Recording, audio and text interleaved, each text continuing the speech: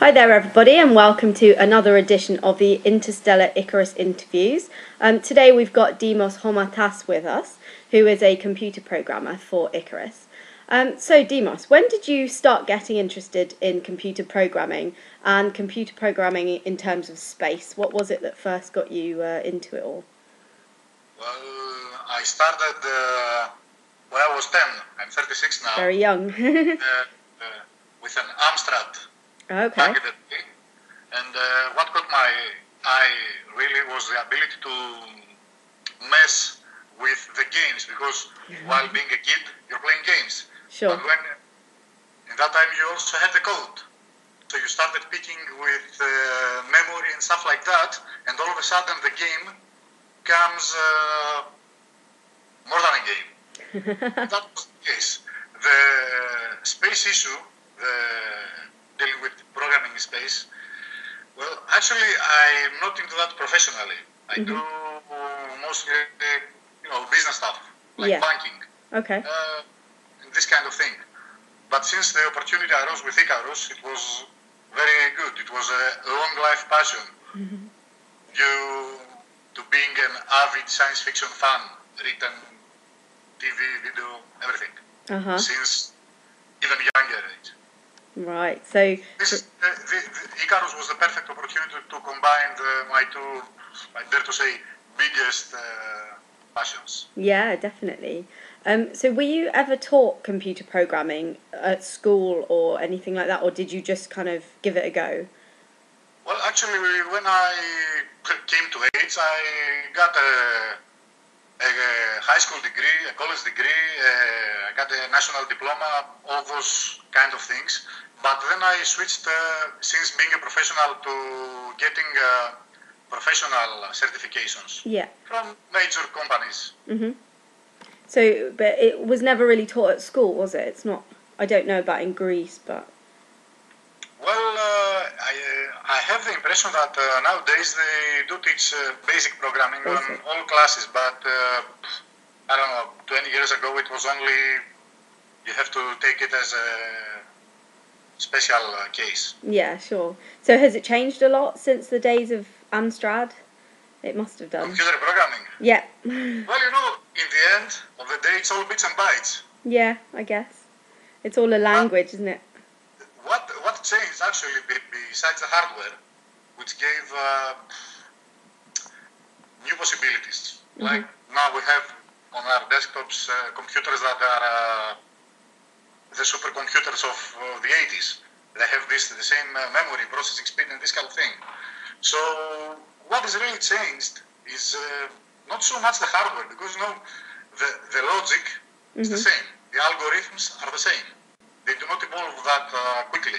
So the only thing that changes is the speed in which we run the same algorithms.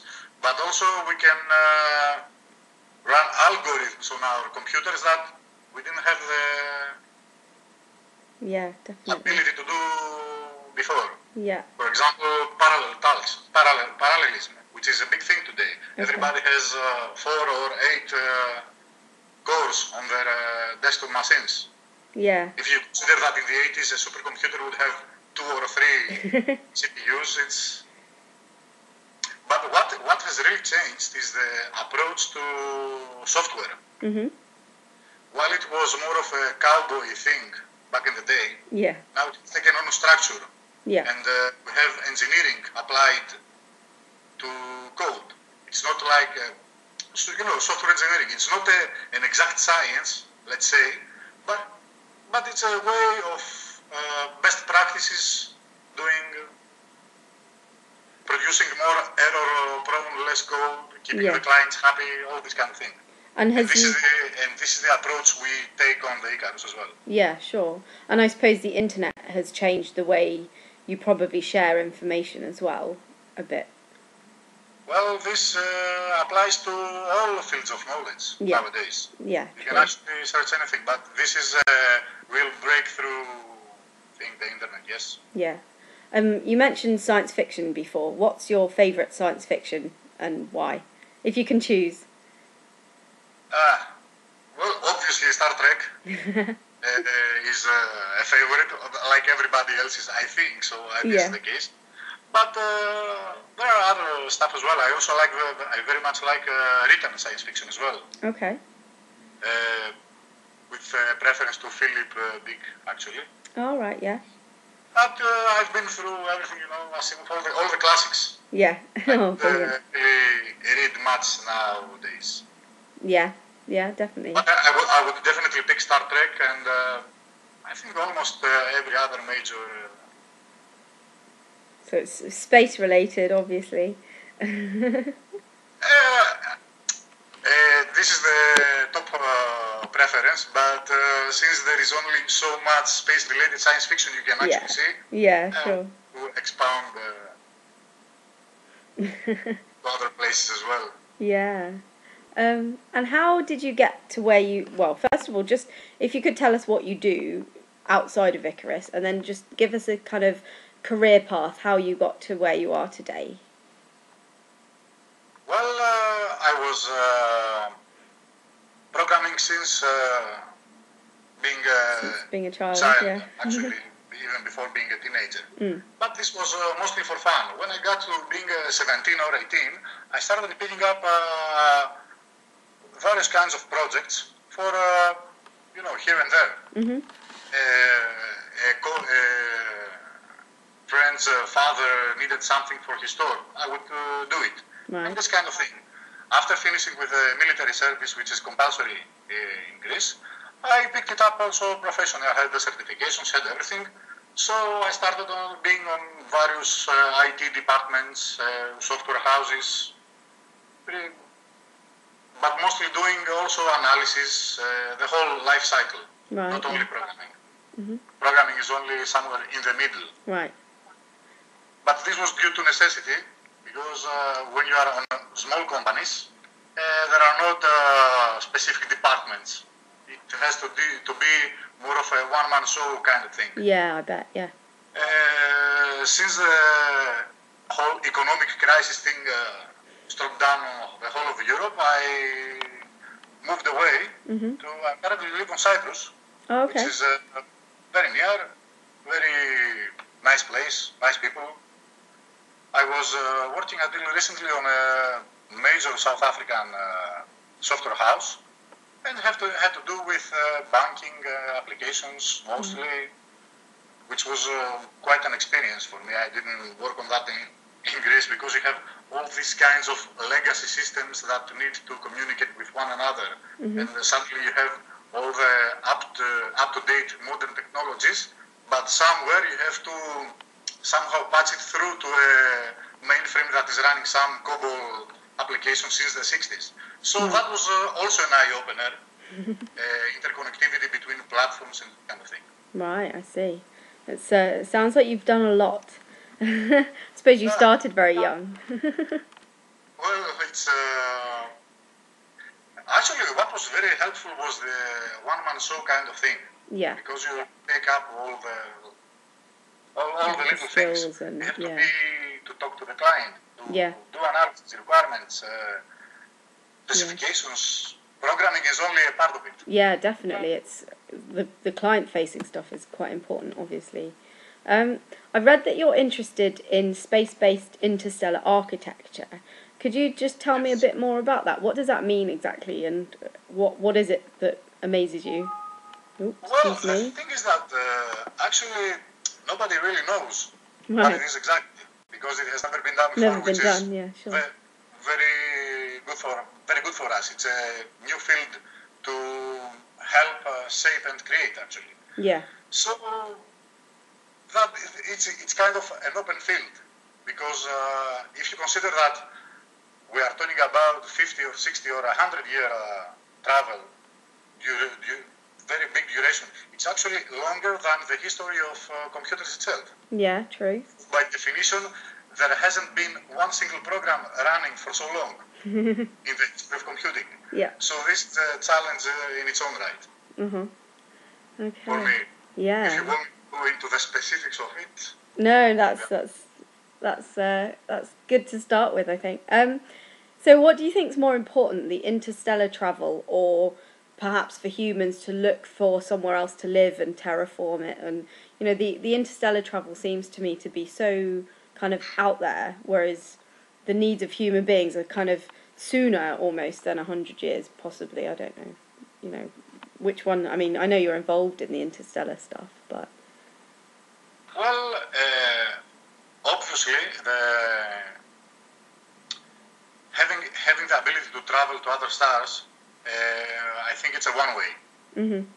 Yeah. We have to do it sooner or later for all kinds of reasons. On the other hand, I think it's very important also to explore our own solar system. We can just go from step 1 to step 5. Yeah, sure. If you want. Yeah. And also, you mentioned terraforming. Well, there's going to be planets on other solar systems as well. So this is having, for example, Mars is a prime training. Yeah. Consider it a training facility to do it to try stuff anywhere out. needed. Mm. It's only one, and this is only one thing. Definitely. But the main thing and the main motivation is, in the end, I think it's only thirst for knowledge. It's survival. Yeah, definitely. Because currently we have all the eggs in one basket. We do, yeah. Not maybe eggs, but it's all the eggs in one basket. So. Mhm. So what got you involved in Icarus in the first place? How did that happen? I know Dr. Giolas and Dr. Obsi okay. for many years. We have traveled together for vacation, this kind of thing. Okay. And it's having common interests in the end of the day. Yeah, sure. And so what's your role at Icarus? What do you do? Well, I'm obviously on the computing staff. I am module lead for the computing module currently. And I have also some involvement with communications module, which is also a big deal. I think it's at least as equally important, if not more important, because let's take it this way. If we're going to set a probe and it gathers data, it should come back. There is no point in sending something that will not be able to communicate back the finding. So, in the end of the day, this is at least for me, one of the most important characteristics that need to take place. And if you take on the one hand the modern technology, and I'm not even considering the technology 100 years now, and the amount of data it produces, and the ability to communicate back that data, there is obviously a major bottleneck there. Definitely, and I guess orders of magnitude. Yeah. And this is one very, very big problem that needs solving. Because we'd need sort of AI for the interstellar missions, wouldn't we? I mean, it couldn't be human to begin with. Well, this is also a matter of debate. Right. Recently, not so recently, I think it was a year ago or something like that, I was reading about, in the whole interstellar community, there was this big thing about assuming AI, simply assuming it. Right, okay. Well, we don't have that technology, because it's not a matter of technology, it's a matter of software. This is one approach. Let's take it generally. It's a matter of software. And we can't jump steps that we need to take. So since one of the most basic terms of reference for Icarus is that we need current or near future technology. But for having strong AI or general AI, as is another term, we don't see this happening in the future. We don't really know what the path is. Okay. On the other hand, what we really need for Icarus is for the mission to succeed. Gather data, send it back. So, do we really need artificial intelligence? General artificial intelligence? This is the real question. There are two approaches here, two design approaches. The one is to take the minimalist approach which is what is being done through the whole history of space exploration so far, which is to just make what is necessary in the most elegant way possible, which is, of course, from an engineering perspective is the ideal. And the other is to, okay, this is for systems working, but what about actual exploration? What about experiments done there? What about controlling all kinds of drones, landers, swimmers, divers, whatever? Sure. It's going to be sent.